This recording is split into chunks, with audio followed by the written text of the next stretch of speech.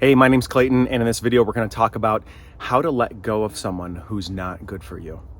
Now, this can be an incredibly frustrating situation, and we can look at it from the full timeline of maybe you just started dating somebody, or somebody has come into your life and you're really interested in seeing where things can go, but you're finding that there's just some type of block there. Maybe their frequency of communication is lower than yours. Maybe they're just not ready to be in a relationship, or you have an emotional connection with them, but you're noticing that it's not progressing in the way that you want. This also applies if you've been in a relationship with somebody and the relationship has taken a turn and it's become toxic, and now you're ultimately trying to let go of them, but you're having a really hard time doing that. Now, in both cases, what they have in common, and the type of pattern that I see my clients get stuck in, is a pattern of making themselves guilty and making the other person innocent, or then switching that and making themselves innocent and making the other person guilty. So you can almost imagine it like a figure eight, where one side is guilt and one side is innocent.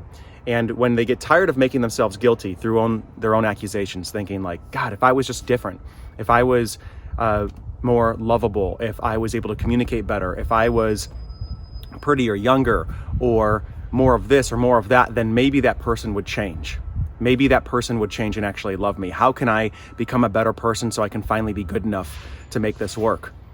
All right, that's one area of making the other person innocent and themselves guilty.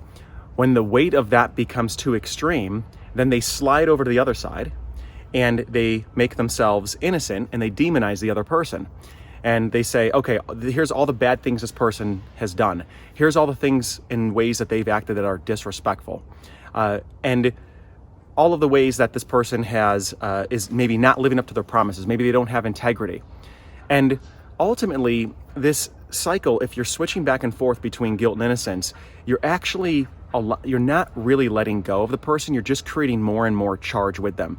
You're either going against yourself, you're creating a schism inside your own psyche when you're making yourself guilty, turning against who you are, turning against who you were in the relationship, or you're making them bad, which still in some ways goes against you because you were in a relationship with them or you've invested this time with them. And it's like, how could I have missed this? How could I have not seen this from the beginning? How could I have ignored the red flags? So how do we get out of this cycle? And if you're watching this video, perhaps you can relate to it. And if you can, just know that you're not alone. This is such a common occurrence.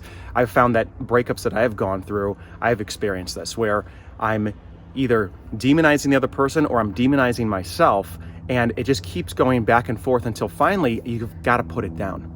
And there's one maneuver that I want to open up in this video to help you put it down, and it's one that is so simple and it's so profound and it's often obvious and overlooked.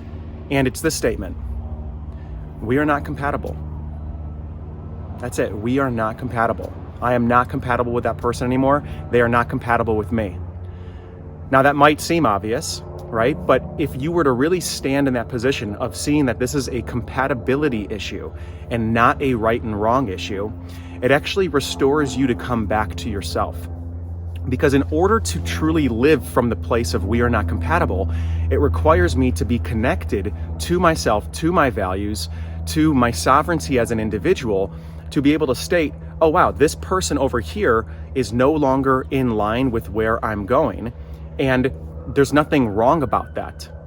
There's nothing that needs to change about that. It's just that they are going on a different life path. Our relationship, our connection has hit an expiration date, and now it's time for us to go different directions. See, when we let go of this idea of who's right and who's wrong, and allow the conversation to move into one of compatibility, it actually just neutralizes all of the entanglements that we might have with that person. And it allows us to really put it down in a way where we can bring a level of understanding and perspective to the situation for us to say, okay, this chapter has closed and now it's time for me to move on. So I really want you to chew on this as an idea that the compatibility talk and being able to state and really stand in the place that you are not compatible with that person is a profound maneuver that restores you back to your authenticity. It allows you to come back to yourself, and truly let go of that person, allow them to live their own life, and get out of this blaming and shaming, either blaming them or blaming yourself, and just allow that dynamic to drop completely so that you can see the situation clearly and honor yourself. My name's Clayton Olson, and if you found this video valuable, I encourage you to subscribe to the channel, like it, share it, comment below.